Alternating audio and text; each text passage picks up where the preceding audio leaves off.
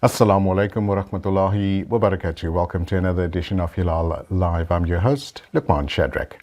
On today's episode of Hilaal Live, we talk about the very real effects of narcissistic abuse and also look at our own human internal guidance systems and the external support systems and how these impact victims and survivors of abuse.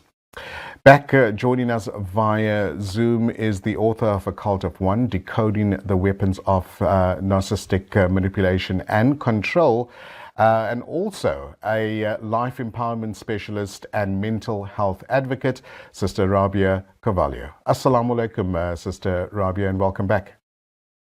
Wa alaikum salam wa rahmatullahi wa barakatuh. Jazakallah for having me back. It's an interesting one today, I'm sure. Jazakallah so much for affording us your time. Now, when we look at narcissistic abuse, right, what types of abuse do victims of narcissistic abuse go through? That's actually an excellent question because we think narcissistic abuse is one thing, but it's an umbrella. So it encompasses emotional abuse, verbal abuse, psychological abuse, financial, sexual coercion, or rape or stealthing is also a part of the abuse that they go through. But there's also a dependency that's created, which is a form of abuse. There's projection, and there's also something called triangulation. So there's quite a few ways in which victims are abused. Now, there's lots been said about the physical abuse, possibly because it's something that we can all see sometimes, but there are occasions where abuse sometimes cannot be seen. Maybe it's hidden. What are the visible types of damage, or maybe we want to call it battery, that occur, which are less easy to detect? Because the manipulation that happens with narcissistic behavior is sometimes can be a ripple effect and so well hidden. Yes, it can be. It can be well hidden. And this is why it's important to understand these types of abuse, because it gives us insight into what victims are actually going through. So when we talk about emotional abuse, for instance, you can't see emotional abuse, but the victim experiences. It's things like being gaslit, where the victim is doubting their own perception. It's a verbal abuse. So there's lots of different aspects when it comes to verbal abuse. We think it's just shouting and screaming, but it's not. It's also insidious things like constant criticism or constant belittling someone. So what happens with the brain structure, for instance? We have brain structural changes. The hippocampus, which is associated to memory and learning. Now, the trauma there can lead to a reduced hippocampus volume. And that means that your memories, retrieving and making memories, are difficult. The amygdala in the brain, which is responsible for processing emotions, particularly fear, it actually becomes enlarged. So the person becomes hypersensitive and always in this kind of fight or flight mode. And your prefrontal cortex, if you were to assess a victim's brain, you would see that that prefrontal cortex is also being altered, and that's responsible for decision making. So people are not able to make decisions. There's neurotransmitter alterations that we can see by testing hormones like cortisol and serotonin and dopamine, and those of course lead to depression and anxiety. It prevents the person from being able to have a normal stress response. So the deregulation of the stress response means that people are always in a fight or flight mode. But there's an impact on physical health as well. So sleeplessness, unexplained physical symptoms. If you've got chronic pain, you've got gastrointestinal issues, you've got brain fog and fatigue. And then, of course, there's behavioral changes. If you know someone who's going through abuse, look out for behavioral changes. Things like addictions to substances, addictions to perhaps visual stimuli, and then withdrawing from social environments. Those are also signs that we see people are being abused. And then, of course, there are long-term effects like mental disorders, anxiety, panic attacks, PTSD. All of these are signs that are easily missed, but they are very, very real and very damaging. We're chatting to Sister Rabia Cavalho, who's a life empowerment specialist and mental health advocate, around the book that she's written, author of A Cult of One, Decoding the Weapons of Narcissistic Manipulation and Control. Sister Rabia, when we started the interview, you gave us a couple of examples of narcissistic abuse and what the victims go through. Do you want to maybe elaborate a little on that so that our viewer can get a broader perspective on what to look out for? Absolutely. So emotional abuse can be making the victim doubt what is real, what actually happened, what didn't. So people who you hear this conversation and you'll hear one of the, if it's a couple or if it's a family member, saying to them, no, that's not what happened. This is what happens. And the victim becomes very quiet. This is gaslighting. They've been manipulated into not responding. So manipulation is another form of emotional abuse. And the silent treatment used as punishment to coerce or to control the victim. That silent treatment is a form of emotional abuse. Verbal abuse, as I said, is not just screaming, shouting, swearing, name calling, but it's that insidious kind of eating away at someone's character, where in an argument, it's not about the issue, it's about the character. With psychological abuse, abusers will use isolation, control, inducing fear. Financial abuse, we know, could be exploitation. Physical abuse, there's so much, but the ones that we don't always pick up on is the dependency. The person cannot make a decision, oh, let me quickly just phone my spouse, let me quickly just phone whoever, because they cannot make that decision. The projection is making the victim take ownership for that which actually is the challenge or the problem or the difficulty of the narcissist, or even the narcissist may triangulate, use a third party, put the victim up against someone else to create this kind of distress in the victim. And of course, sexual coercion is rife in narcissistic abuse because it's all about meeting their own needs. So there's guilting, there's shaming all the time. Those are kind of the sub-levels or the types of abuse within these various forms of abuse. Well, thank you for sharing that, and I'm sure our viewer is much appreciated with all the information that you are sharing. Now, with so much damage to the body and the brain, which more often we actually do not see, healing must be really difficult for any victim that goes through narcissistic or deals with the narcissistic behavior. What are some of the implications for that victim to carry on with their life, to maybe have other relationships, to go on in their work environment, to go on in their family environment?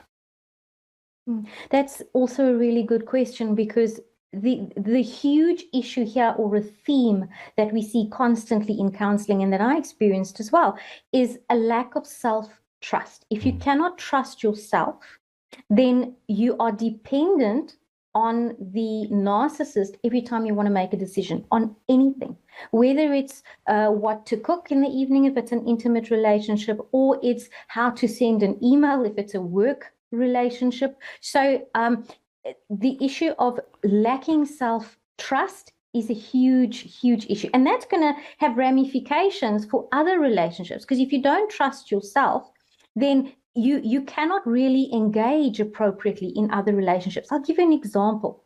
There's a client of mine, we'll just call her Magda. Now, Magda went through abuse for 25 years. Sure. When she eventually decided that it was time to leave, she actually couldn't make the most basic decisions for herself. She couldn't determine things like, I have to get up and I have to go and take a shower. She couldn't function, because that lack of self-trust erodes the person's abilities to make decisions on the tiny things as well as the big things. So in this process, is it advised that, the victim goes for help? Do they rely on family? Do they rely on work colleagues? Because surely in that situation, it's going to be difficult for somebody to get out of that. Absolutely, it is. And the thing is that people often don't trust others, because if you don't trust yourself, you can't even decide who to go to. Even that decision is a problem. So if there's someone listening that can relate to this, one of the viewers is listening to this and saying, I can relate to this. My advice always is start with a journal. Start to diarize things so that you find in that sufficient evidence of what you're going through to break the silence, because breaking the silence is very difficult. So you break the silence with yourself, first by writing it down. You can refer back to it and then choosing someone trustworthy, being careful of flying monkeys. You know, the narcissist has all these other support. For sure. So absolutely. If you cannot identify anybody, then opt for someone who is a professional, like a counselor, like a therapist, that you can just tell your story. And a good one to do is to say, if the abuser is a spouse, to say, I need to fix myself. There's so many problems with me. And use that to leverage, because the narcissist will say, oh, fantastic, to leverage your the possibility of getting help. And once you're in that session, then you can begin to tell your story and break your silence. We're chatting to author of A Cult of One, Decoding the Weapons of Narcissistic Manipulation and Control. We're going to take a short break. When we come back, we continue with this very thought-provoking interview. For Hilaal TV, I'm Luqman Shadrack.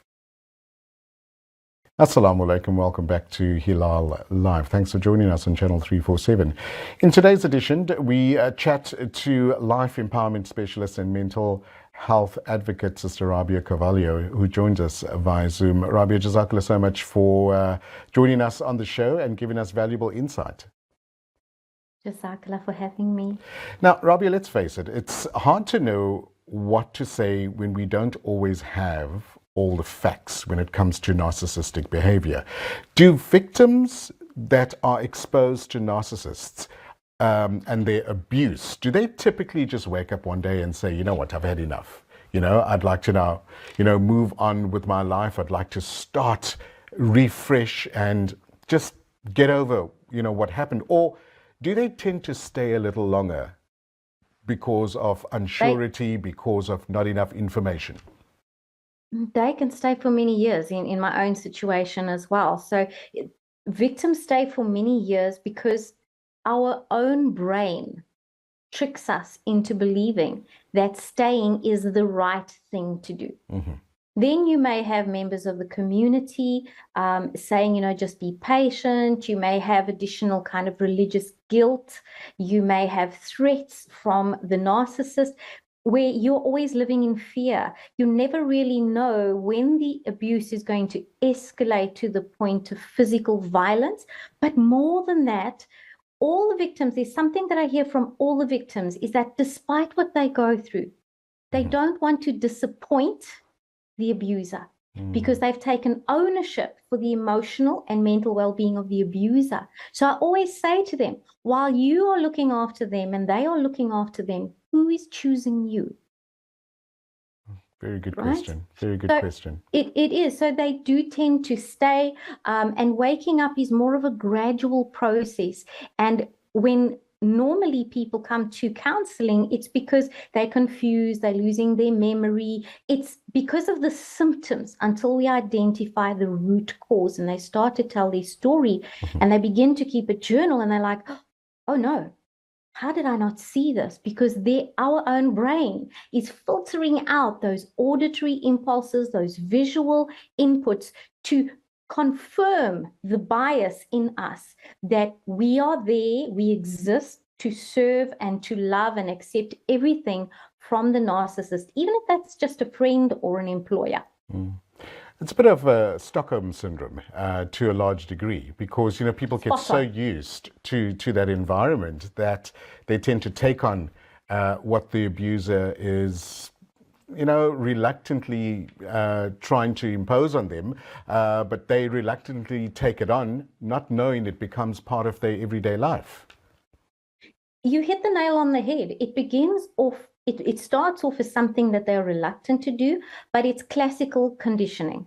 It's that same Pavlovian setup. A dog is fed food and the bell is rung every single time. Eventually, the dog hears the bell and he salivates even though there's no food. Gotcha. So we become accustomed to it, and our instinct, our brain neural pathways are literally rewritten, which is why in the beginning, I went through what we can see in the brain and from a hormonal perspective.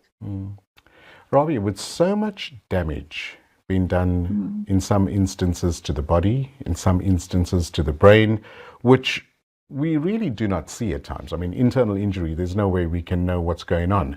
But healing must be really, really difficult. I mean, it has to be a condition and a will or willingness to go through that healing process as well. What are some of the implications for future relationships? We covered it briefly before, but I want to reiterate, because the healing process for someone to go through years and years of abuse can take a long time.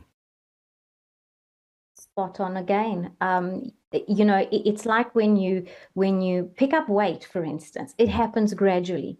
When you fall into abuse, it happens gradually. It's a step by step. It's a rewiring, it's a reprogramming, and there are very real physiological issues. So sometimes you find that victims are dealing with the physical fallouts, the lack of sleep, the lack of memory, the weight gain or weight loss, even things like, you know, the eyesight starts to go. And from an energy healing perspective, we say it's almost as if you don't want to see, you don't want to hear. So people begin to exhibit eye issues and ear issues because their brain is telling them you don't want to see the truth. So healing is not linear. There are times when you feel, okay, I'm having a good day today.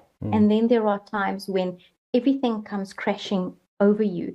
And that trauma bond, that bond that is created through that cycle of abuse, of love bombing and then abuse, love bombing and abuse, is very difficult to break. But the truth really does set people free, which is why it's so important in talk therapy to begin to tell the story, to dive deep so that people can see what they went through and go back and say, my goodness, that actually did happen. And it can take many years. For the ramifications you said of the external relationships, you may find that social isolation. People don't want to make friends. They don't want to reach out to family or attend family functions or events or perhaps go to eat. They kind of pull away. So if you see someone pulling away, sit with them. You don't need to know what the right thing is to say.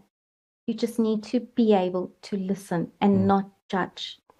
You know, we're talking about these topics, and to a large degree, some of our very, you know, challenged communities go through the very similar thing that everyone else goes through. We've given it a name, we've given it a topic, we've given it a source of how to draw, you know, how to get the situation right to a large degree. But not everybody is as fortunate to go to a counselor or to go to a therapist. In the poorest of poorest communities, this also happens. What advice do you have on how to handle the situation? They may go to a clinic, they may go to a hospital, but not all the help will be given to them. You know, often they will go for a symptom, and so the help isn't given because the medical fraternity, the whole point of medicine, traditional allopathic medicine, is to treat a symptom. And unless someone has a doctor that they regularly go to that's going to pick up a pattern, that often falls by the wayside. So you're right, in these communities out there, it's very difficult for people to become aware, which is where programs like the one you're doing now become so important.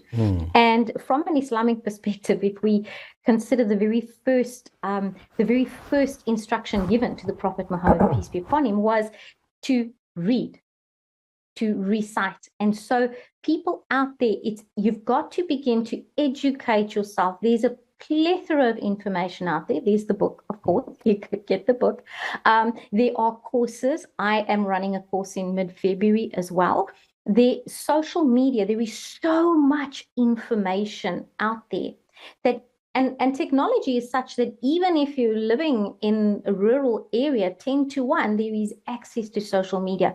But it's our responsibility, those of us who know, to spread the information, to share the information. Don't wait and ask a question. Share the knowledge and then let people do with that what they will.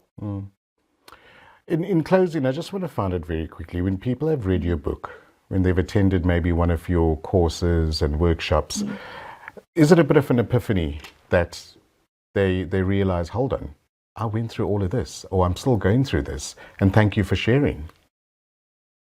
It's an epiphany in that perspective, and also from the perspective of, oh my goodness, I'm not alone. Okay. Because the phraseology that narcissists use is almost identical.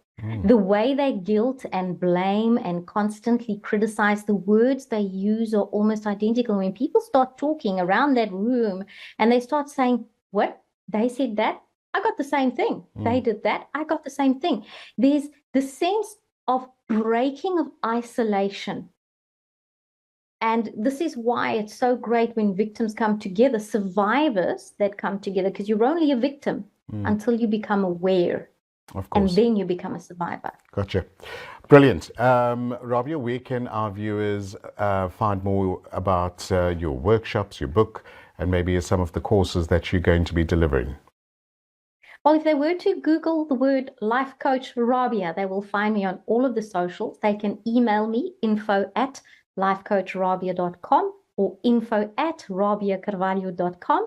And the website, of course, is www.rabiacavalho.com. There's a free quiz on there to check, what is your relationship style? What is your archetype? Are you at risk, first of all? And that quiz is free. You can take it at any time. And then find me on the social media or email me, and we may contact that way. Stunning. Rabia, thanks so much once again for coming on board and delivering valuable information that our audience will definitely utilize. We wish you a lovely evening. Assalamu alaikum. Jazakallah for doing this. Wa alaikum salam wa rahmatullahi wa barakatuh. And there we go. That's another edition of Hilaal Live. We're back tomorrow between 7 and 7:30, inshallah. My apologies, 7:30 and 8. We have a bit of a slight time change. From all of us from the Cape Town branch, Hilaal Barnes, Mohammed Parker and myself, Luqman Shadrack, have a great evening. Assalamu alaikum.